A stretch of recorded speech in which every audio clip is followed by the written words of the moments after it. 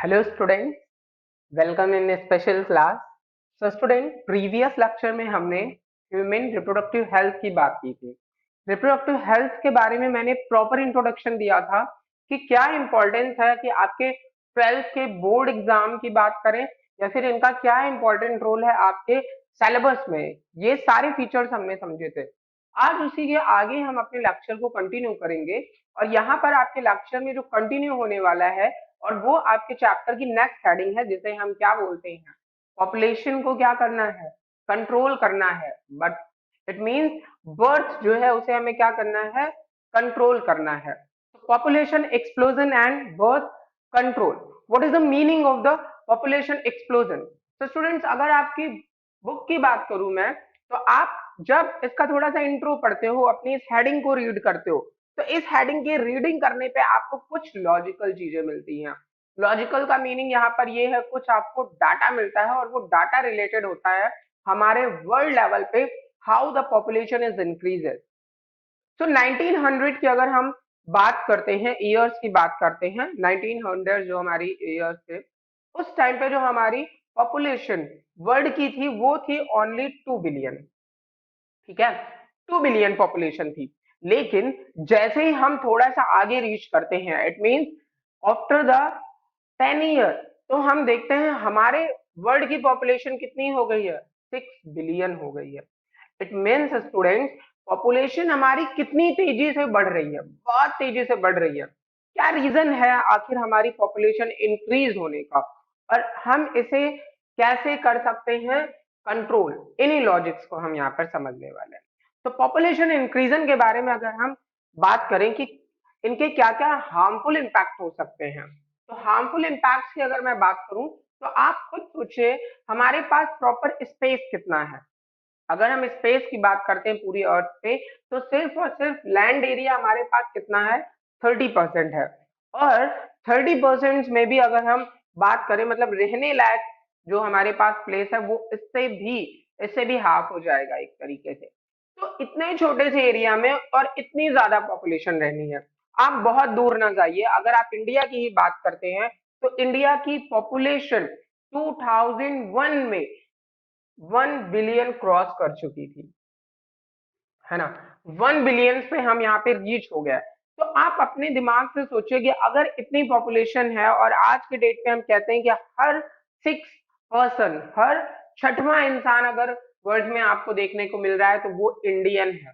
मतलब हमारी पॉपुलेशन इतनी ज्यादा हो गई है, तो हमें अपने पॉपुलेशन को क्या करना होगा, डिक्रीज करना होगा। अब डिक्रीज का मीनिंग ये नहीं है कि हमने देखा भाई लोग हैं हमारे पास इतने ज्यादा और उनको उड़ा दिया, ऐसा तो कुछ नहीं कर सकते।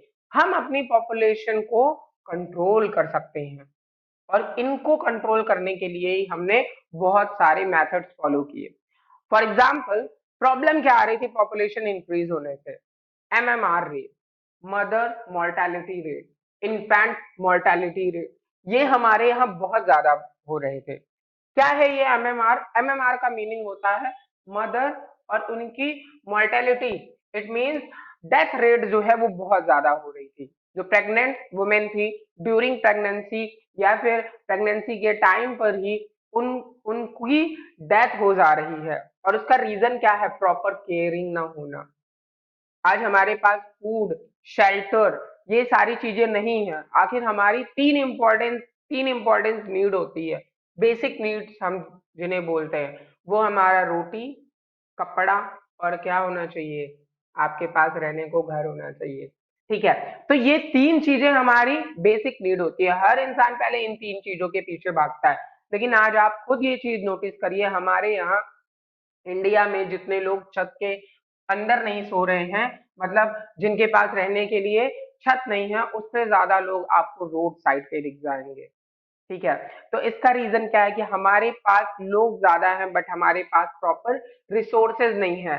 तो हमारी पॉपुलेशन उतनी होनी चाहिए जितने हमारे पास रिसोर्स हैं। अगर हम वर्ल्ड की पॉपुलेशन की बात करें तो 16% पॉपुलेशन हमारे इंडिया में रह रही है, लेकिन अगर हम एरिया की बात करें तो ओनली 4%। तो एरिया इतना है, पॉपुलेशन इतनी है, हाउ विल मैनेज। तो इसलिए हमें क्या करना चाहिए, बर्थ को कंट्रोल करना चाहिए। और हमारी इंडियन गवर्नमेंट ने टाइम टाइम पर बहुत से ऐसे प्रोग्राम्स लॉन्च किए, बहुत से ऐसे स्लोगन लॉन्च किए जिनकी वजह से लोगों को अवेयर किया जा सके और लोग बर्थ कंट्रोल और साथ ही साथ फैमिली प्लानिंग के बारे में सोचें। ठीक है, so we to our two नाम का प्रोग्राम आपने सुना होगा, हम दो हमारे दो नाम का प्रोग्राम हमारे इंडियन गवर्नमेंट का था और उन्होंने लॉन्च इसलिए किया ताकि लोग अवेयर रहे। छोटा परिवार सुखी परिवार जैसे बहुत से कॉन्सेप्ट हमारे आसपास फेमस है, हम इनको लगातार इन स्लोगन्स को सुनते रहते हैं, बट हम इन्हें कितना फॉलो करते हैं ये हम आप सब जानते हैं। ठीक है, लोग इसे कितना फॉलो करते हैं ये हम सब जानते हैं। तो हमें उन्हें फॉलो करवाना है। ठीक है, हमें उन्हें इन चीजों से अवेयर करना है। फॉलो करवाने का मतलब ये नहीं कि जबरदस्ती पकड़ लिया किसी को, नहीं आपको फैमिली प्लानिंग करनी है, ये नहीं, लेकिन हाँ हम उन्हें जरूर अवेयर कर सकते हैं इसके बारे में, इसका क्या इम्पैक्ट पड़ेगा हमारे ऊपर, उनके ऊपर और हमारी इस पॉपुलेशन के ऊपर, इसके बारे में हमें उन्हें जरूर जानकारी देनी चाहिए। तो बर्थ कंट्रोल के कुछ प्रोसेसेस हैं, मेथड्स हैं, और इस वीडियो में हमारा मेन इंपॉर्टेंट टॉपिक वही प्रिंसिपल एंड प्रोसेसेस होने वाले हैं जो हम बर्थ कंट्रोल के लिए अप्लाई करते हैं।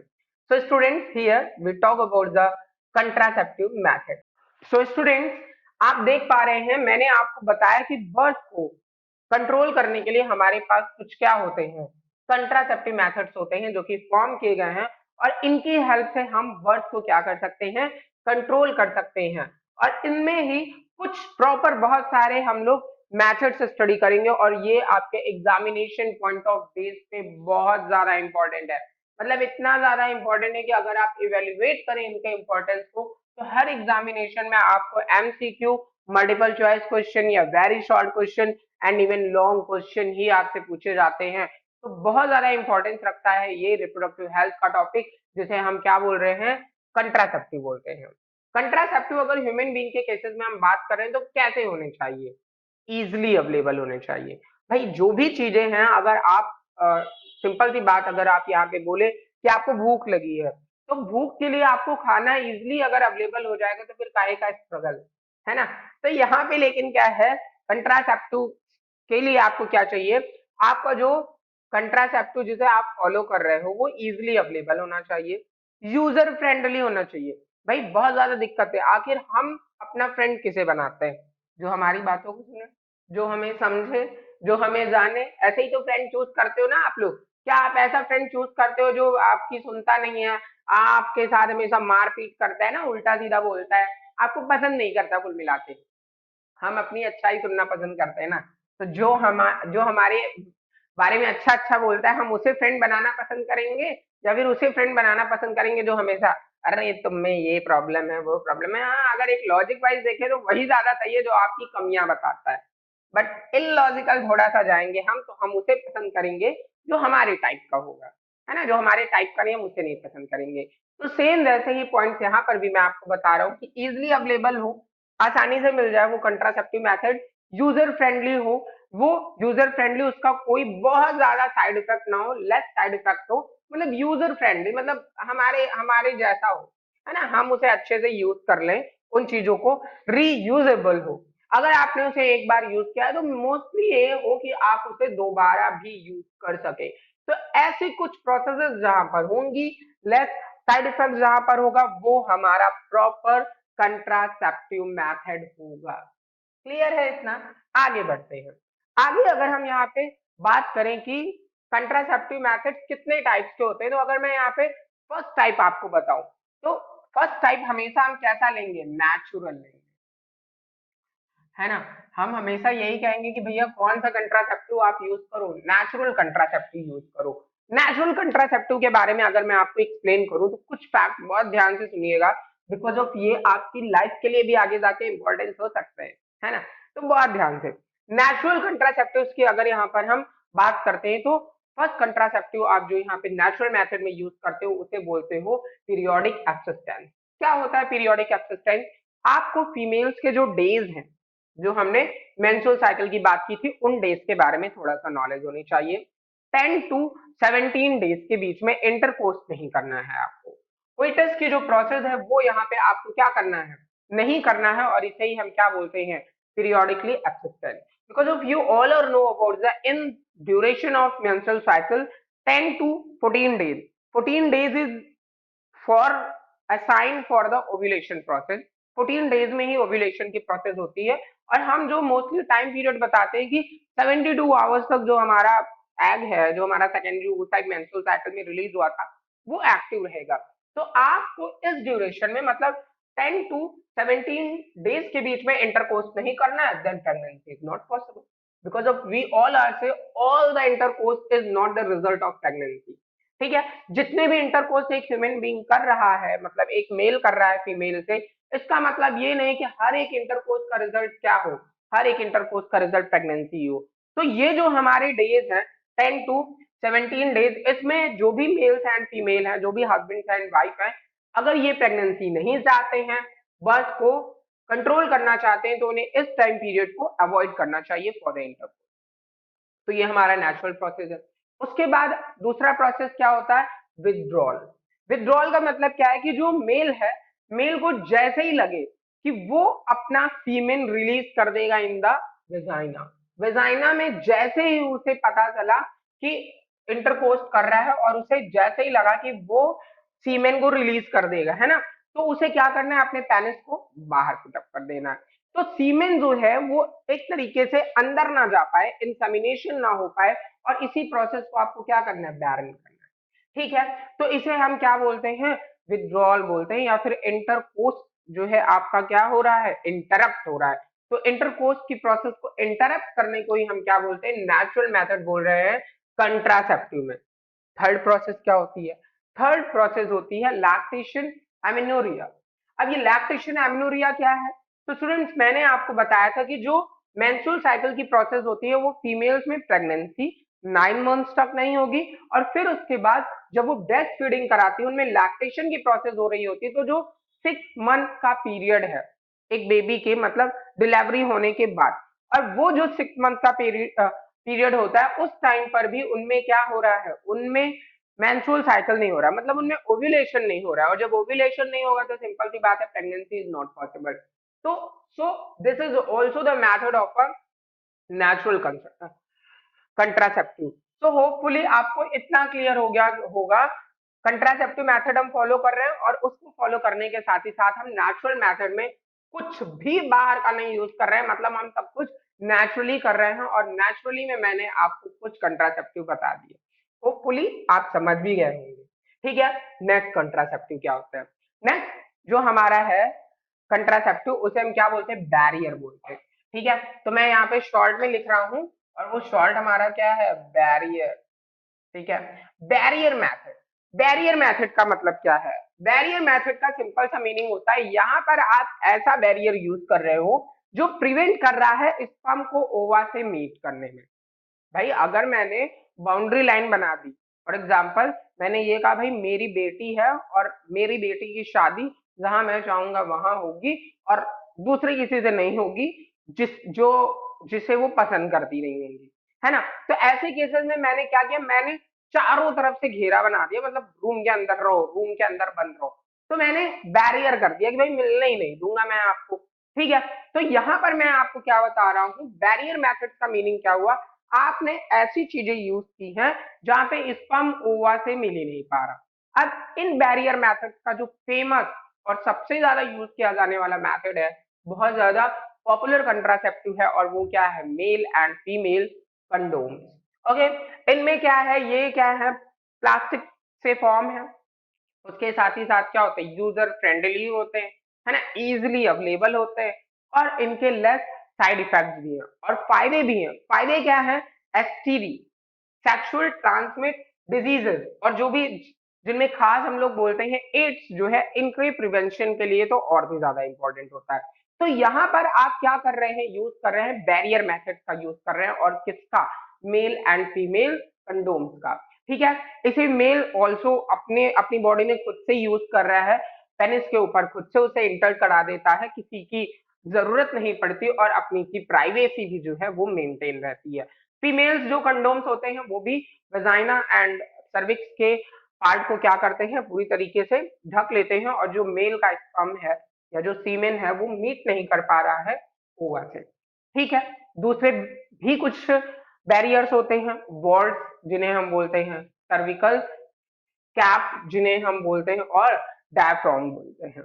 ये जितने भी तीनों नाम मैंने लिए हैं ये सब क्या करते हैं, ये यूट्रस की जो वॉल है सर्विक्स के पोर्शन पे इन्हें एंटर किया जाता है और ये रीयूजेबल होते हैं। कंडोम्स जो भी है मेल एंड फीमेल के वो रीयूजेबल नहीं होते हैं, बट ये जो थ्री मैंने नेम बताए हैं आपको ये क्या है, रीयूजेबल है, जिसे हम कहाँ यूज कर रहे हैं, बैरियर मेथड में यूज करते हैं। तो ये भी आपको क्लियर हो गया होगा बैरियर मेथड। नेक्स्ट जो हम यहाँ पे मेथड स्टडी करने वाले हैं वो मेथड है हमारा आईयूडी। आईयूडी क्या होती है, आईयूडीज क्या होती हैं, तो आईयूडीज के बारे में हम बोलते हैं इंट्रा यूटेराइन डिवाइस। ठीक है, इंट्रा यूटेराइन डिवाइस का मतलब क्या है कि हम यूट्रस में ऐसी डिवाइसेस का यूज कर रहे हैं जो टोटल कंट्रासेप्टिव की प्रोसेस को शो करते हैं। तो यहाँ पे जो आईयूडीज हैं जो एमसीक्यू में सबसे ज्यादा पूछा जाता है, थ्री टाइप्स की आईयूडीज होती हैं। फर्स्ट आईयूडी जो आप बताते हो वो बताते हो non mediated. Okay, second IUDs जो आप बताते हो वो आप क्या बताते हो, कॉपर रिलीजिंग। ठीक है, नेक्स्ट आप क्या बताते हो, हार्मोनल रिलीजिंग। अब यहाँ पर अगर मैं आपको बताऊं कुछ इनके बारे में, तो नॉन मीडिएटेड का मतलब क्या होता है, नॉन मीडिएटेड का मतलब है कि इनसे कोई भी मेडिसिन नहीं रिलीज होती।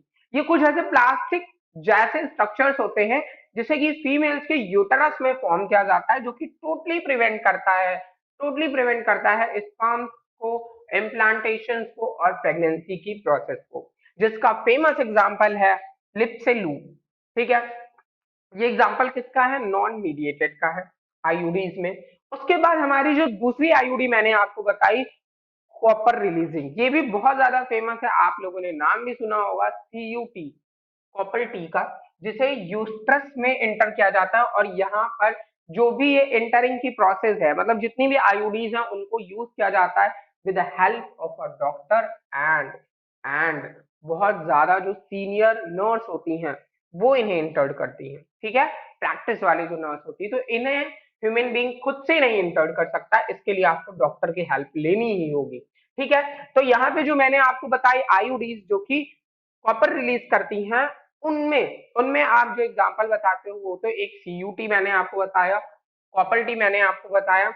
कॉपर टी के बाद जो मैंने आपको सेकेंड वन मुझे आपको बताना है वो हमारा क्या होता है, वो हमारा होता है CU7 जो कि हम यूज करते हैं एक तरीके से किसमें, हम यूज करते हैं उसे कॉपर रिलीजिंग में। फिर उसके बाद इट मीन्स कि ये जो आईयूडी है वो क्या रिलीज करती है, कॉपर रिलीज करती है।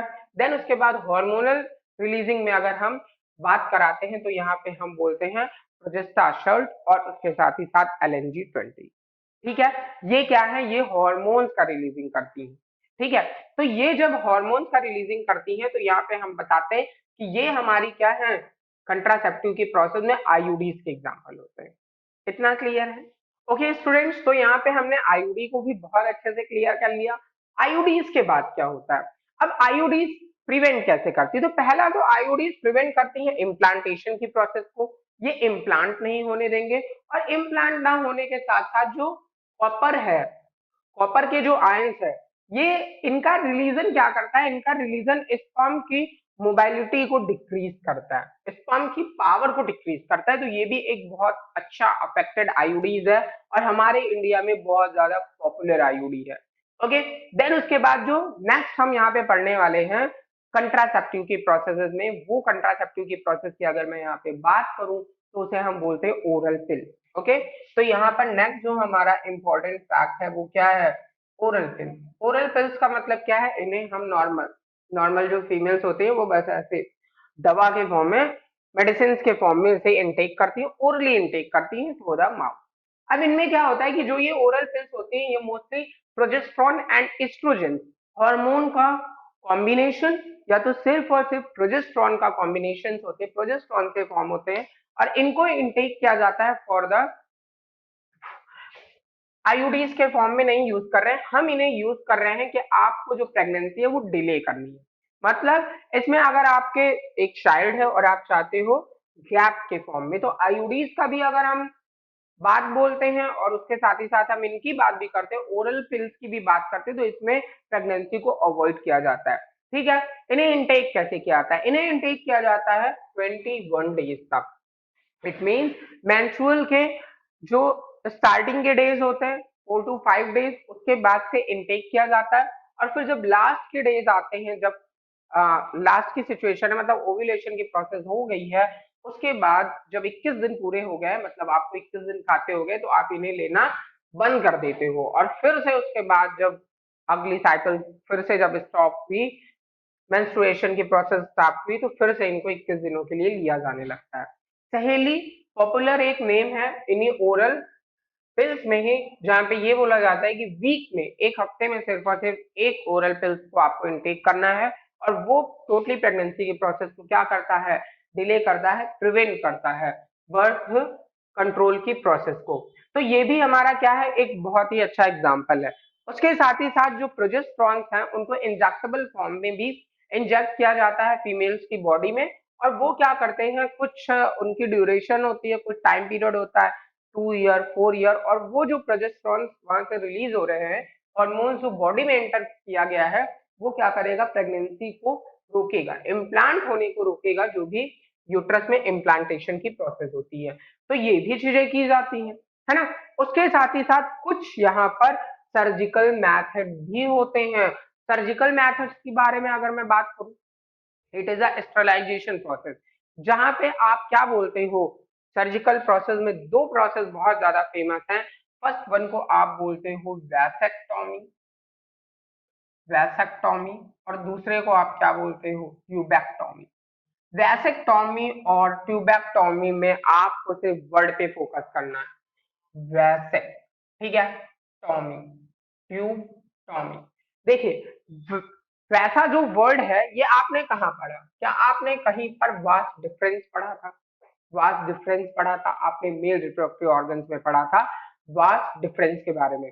तो जो मेल्स में वास्ट डिफरेंस प्रेजेंट होता है, यहाँ पर आपको क्या करना होता है, यहाँ पर आपको उस वास्ट डिफरेंस को कट कर देना है। वन पेयर में प्रेजेंट है, इट मींस 2 नंबर्स में प्रेजेंट होते हैं, और आपने दोनों को क्या कर दिया, कट कर दिया। जैसे आपने कट किया, फिर आप उसे वापस वहां बांध देते हो, तो यहाँ पर क्या होगा कि स्पर्म फॉर्म तो होंगे, बट वो स्पर्म पहुंच नहीं पाएंगे, एजैकुलेट नहीं हो पाएंगे। तो यहाँ पर आपने क्या किया, सर्जिकल मेथड्स के थ्रू वैसेक्टोमी की प्रोसेस की और स्टॉप किया मीटिंग को, है ना, ओवा की मीटिंग को स्पर्म से। दूसरा क्या होता है, ट्यूबेक्टोमी। अब आपने ट्यूब वर्ड कहाँ पढ़ा, आपने ओविडक्ट पढ़ा है, आपने फैलोपियन ट्यूब पढ़ा है। तो फैलोपियन ट्यूब जो फीमेल रिप्रोडक्टिव बॉडीज हैं, रिप्रोडक्टिव सिस्टम के ऑर्गन्स हैं, उनमें हमने क्या किया, जो दो फैलोपियन ट्यूब प्रेजेंट थी, वन पेयर में प्रेजेंट थी, उन फैलोपियन ट्यूब को आपने काटा और फिर उन्हें वहीं पे बांध दिया। ठीक है, तो यहाँ हम क्या कर रहे हैं, ट्यूबेक्टोमी जो है वो फीमेल्स के केस में यूज की जाती है, वैसेक्टोमी जो है वो मेल्स के केस में यूज की जाती है। और ये सब परमानेंट मेथड होते हैं आपके कंट्रासेप्टिव प्रोसेस के। तो होपफुली स्टूडेंट्स की ये प्रोसेसेस आपको समझ में आई होंगी, ये एग्जाम्स में पूछी जाती हैं। कंट्रासेप्टिव मेथड ही एक तरीके से एग्जाम में आपके पूछा जा सकता है। तो fully you learn about them, है ना। इनके डायग्राम्स देखेंगे आप, कुछ थोड़ा बहुत आप इनके बारे में जानते भी होंगे। इधर उधर से थोड़ी सी नॉलेज इकट्ठा करिए और इस टॉपिक को एकदम बहुत अच्छे से प्रिपेयर कर लीजिए। Hopefully students you understand about the all the contraceptive process in this video. Thank you.